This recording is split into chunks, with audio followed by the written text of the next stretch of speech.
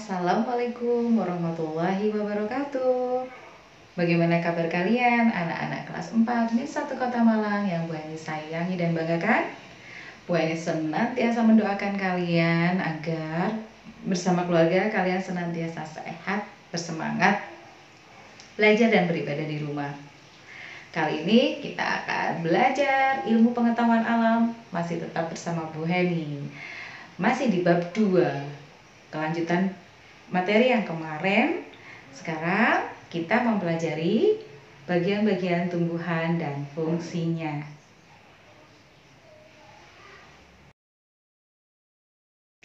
Nah, anak-anakku, marilah sebelum kita memulai pembelajaran pada kesempatan kali ini, kita awali bersama dengan membaca basmalah bersama-sama.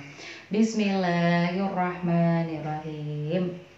Anak-anak, pembelajaran kita kali ini masih ada hubungannya dengan tema yang kemarin yang selesai kita bahas, yaitu 6 jenis hewan, ya, 6 jenis hewan, pengelompokan hewan itu masuk ke bab bagian-bagian tubuh hewan.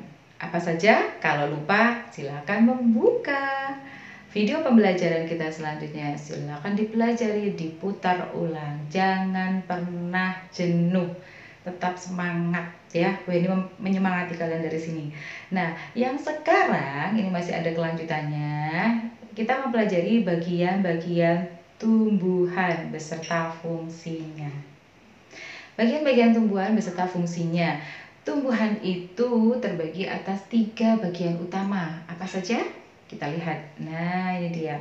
Bagian yang pertama itu adalah akar. Kemudian bagian yang kedua adalah batang dan bagian ketiga adalah daun, ya.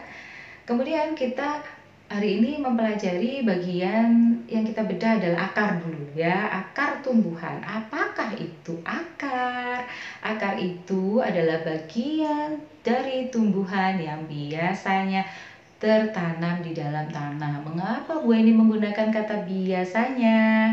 Karena ternyata tidak semua akar itu tertanam di dalam tanah atau di bawah tanah, ya. Coba lihat contoh di samping. Ada tumbuhan yang Bu Eni ngambil satu sampel saja, ya. Satu contoh tumbuhan yang akarnya tidak tertanam di dalam tanah tapi dia menonjol ke atas permukaan tanah. Contohnya adalah tumbuhan mangrove. Nah, ini dia. Tumbuhan mangrove ini dia akarnya menonjol ke atas permukaan tanah karena tumbuhan mangrove ini hidupnya di pesisir pantai. Dan tahukah kalian fungsi dari tumbuhan mangrove itu adalah untuk mencegah abrasi pantai. Abrasi itu pengikisan air laut, pengikis daratan pantai, ya, itu abrasi. Nah, fungsinya tumbuhan mangrove ini adalah untuk mencegah pengikisan air laut itu tadi, mencegah abrasi. Oke. Kemudian kita akan mempelajari fungsi dari akar. Nah, fungsi dari akar yang pertama itu adalah sebagai penegak tumbuhan. Wah, penegak tumbuhan. Semakin kokoh akar, maka tumbuhannya semakin tegak dan juga kokoh, ya. Penegak tumbuhan, penegak. Nah, kemudian fungsi yang kedua adalah untuk menyerap atau menghisap, ya, menghisap air dan zat hara. Air dan zat hara dari dalam tanah. Oke. Zat-zat yang dibutuhkan oleh tumbuhan, zat hara, ya, humus gitu, ya. Kemudian anak-anakku, fungsi yang ketiga dari akar adalah sebagai tempat penyimpanan cadangan makanan. Yang paling dekat Bu Eni berikan contoh. Nah, ini adalah tempat penyimpanan cadangan makanan tumbuhan yang posisinya terletak di akar. Apakah ini? Iya, ini adalah tumbuhan ketela pohon, ya, yang sering dibeli oleh bunda kita, ya. Tumbuhan ketela pohon ini menyimpan cadangan makanannya di akar, sehingga yang kita makan ya bagian akarnya itu tadi, ya. Karena tumbuhan ketela pohon menyimpan cadangan makanannya di bagian akar. Kemudian kita melihat berdasarkan bentuknya, ya, coba dicek gitu, ya. Berdasarkan bentuknya, akar itu dibedakan menjadi 2, yaitu yang pertama adalah akar tunggang Nah, ini ya ada gambarnya ya, ada penjelasan gambar dan akar serabut. Kalau akar tunggang, kalian bisa lihat ciri-cirinya. Akar utama yang tumbuh dari biji, kemudian dia tegak ke bawah, dan dari akar utama keluar akar-akar baru. Jadi ada akar utama ya, yang memperkokoh. Kemudian kita lihat contohnya, misalnya pohon beringin, ada juga pohon jati, ada pohon jambu biji, ada pohon durian. Nah, mereka-mereka ini ya, tumbuhan-tumbuhan ini adalah tumbuhan yang memiliki jenis akar tunggang ya, akar tunggang. Kalian bisa lihat gambarnya akar tunggang itu seperti ini ya. Kemudian jenis akar yang kedua yaitu berdasarkan bentuknya tadi, yaitu adalah akar serabut. Kita bisa lihat, coba ini bentuknya. Akar yang keluar dari pangkal batang. Akarnya keluar dari pangkal batang ya. Dan umumnya bentuknya bergerombol, gerombol kayak rambut gitu ya. Bergerombol sebagai pengganti akar tunggang yang tidak berkembang ya. Kita bisa lihat contoh tumbuhan yang memiliki akar serabut. Ini berikan contoh, ada padi, ada jagung, ada juga kelapa, ada juga tumbuhan pisang ya, tumbuhan padi, tumbuhan jagung, kemudian pohon kelapa dan juga pohon pisang. Ini contoh-contohnya ya. Kita mengingat lagi dua jenis akar berdasarkan bentuknya, akar tunggang dan akar serabut, dan contoh-contohnya. Oke? Kemudian kita bergeser anak-anakku, kita bergeser kepada berdasarkan fungsinya. Nah, fungsinya atau kegunaannya. Akar itu dibedakan menjadi 4. Kalau tadi bentuknya dibedakan menjadi 2. Kalau fungsinya atau kegunaannya, akar itu dibedakan menjadi 4. Nah, akar yang pertama yaitu akar gantung ya. Akar gantung ini kita bisa lihat gambarnya ya. Akar gantung atau akar udara ya. Ini akar yang muncul, akar untuk mengambil uap air dari udara. Namanya juga fungsinya tadi akar gantung atau akar udara. Jadi fungsinya untuk mengambil uap air dari udara. Gitu ya, mengambil uap air dari udara. Nah, contohnya tumbuhan yang memiliki akar gantung yaitu pohon beringin ya. Kemudian jenis akar yang kedua berdasarkan fungsinya adalah akar nafas. Akar nafas ini dapat kita lihat merupakan akar yang muncul ke permukaan tanah atau lumpur ya, tanah atau lumpur yang fungsinya untuk pernafasan dan juga mengeluarkan zat-zat tertentu dari tumbuhan seperti garam misalnya ya. Nah, kita bisa lihat contohnya pada pohon bakau ya, pohon bakau. Ini jenis akarnya ialah akar nafas ya. Kemudian jenis akar yang ketiga adalah berdasarkan fungsinya ialah akar papan. Nah, kita lihat bentuknya seperti papan ya, pipih menonjol di atas permukaan tanah ya. Hati-hati kalau jalan dekatnya ke sandung ya. Akar papan atau biasa disebut dengan akar banir ya, akar papan atau akar banir fungsinya untuk membantu tegaknya tumbuhan, Contohnya kita bisa lihat pada pohon kenari dan juga pohon randu ya. Kemudian ada akar yang keempat, jenis akar yang keempat adalah akar tunjang. Ya, akar tunjang ini berfungsi sebagai penahan tumbuhan agar tidak roboh. Contohnya dapat kita lihat pada tumbuhan pandan.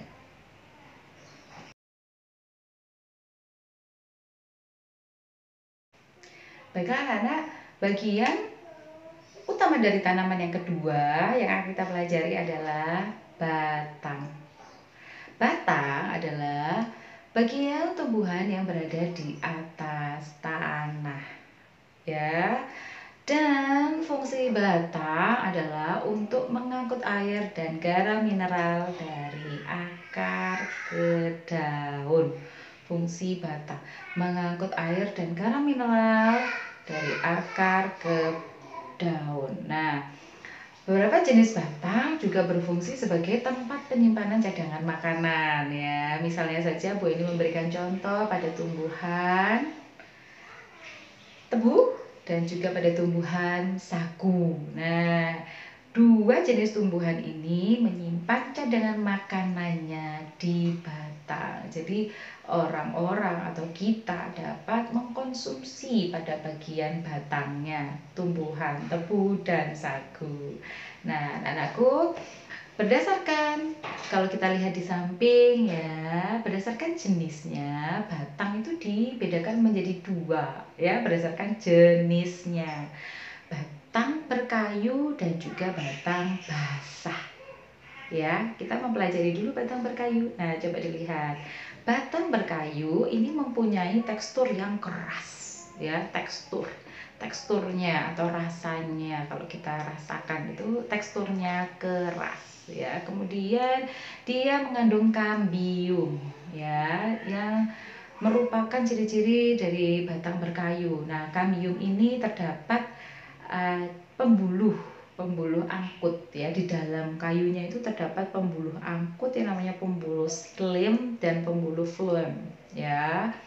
Nah, ya batang berkambium ini yang dapat membuat batang berkayu itu dapat tumbuh besar dan meninggi. Ya, ini contoh-contohnya tumbuhan yang memiliki jenis batang berkayu ya. Kita bisa lihat nih. Misalnya saja kita dapat melihat pada kayu jati, pohon jeruk ya, pohon mangga dan lain-lain. Nah, jenis batang yang kedua adalah batang basah ya. Batang basah ini seperti kita lihat contohnya di samping, ini memiliki tekstur yang lunak karena banyak mengandung air dan dia juga mudah patah atau mudah roboh ya karena lunak ya, teksturnya lunak. Nah, kita bisa lihat contohnya misalnya di samping ini Bu ini tuliskan, Bu ini paparkan gambarnya misalnya pada tumbuhan seledri, rumput-rumputan, kemudian pada tumbuhan bayam itu ya. Ini mereka memiliki contoh batang jenis batang basah. Oke.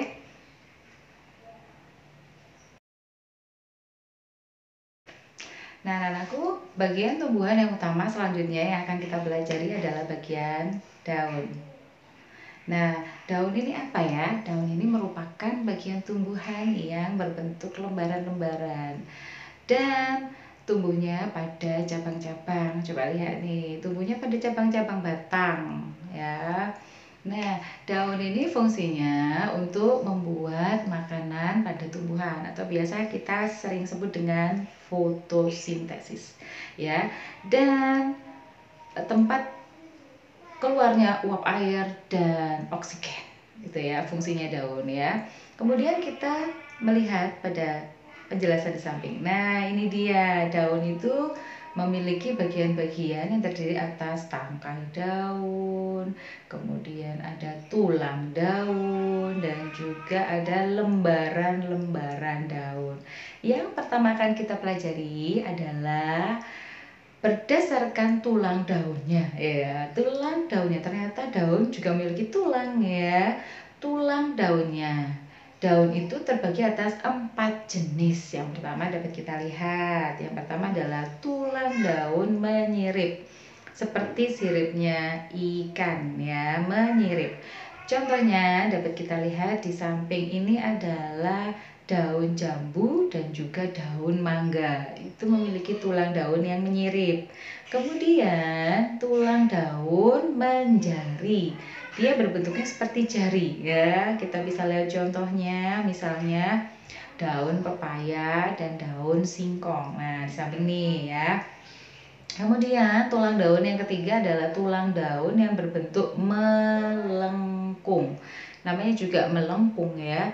Itu biasanya dimiliki, kita jumpai pada daun sirih. Kemudian kalau kalian jalan-jalan ketemu eceng gondok, bisa dilihat tuh tulang daunnya eceng gondok itu bentuknya adalah melengkung ya. Kemudian tulang daun selanjutnya yang keempat adalah tulang daun yang berbentuk sejajar, lurus gitu ya, sejajar. Tulang daun sejajar itu misalnya dapat kita jumpai pada tumbuhan padi, juga dapat kita jumpai pada tumbuhan jagung ya, daunnya itu bentuknya tulang daunnya sejajar. Oke. Nah, yang selanjutnya berdasarkan jumlah helai, coba dicek di samping ya.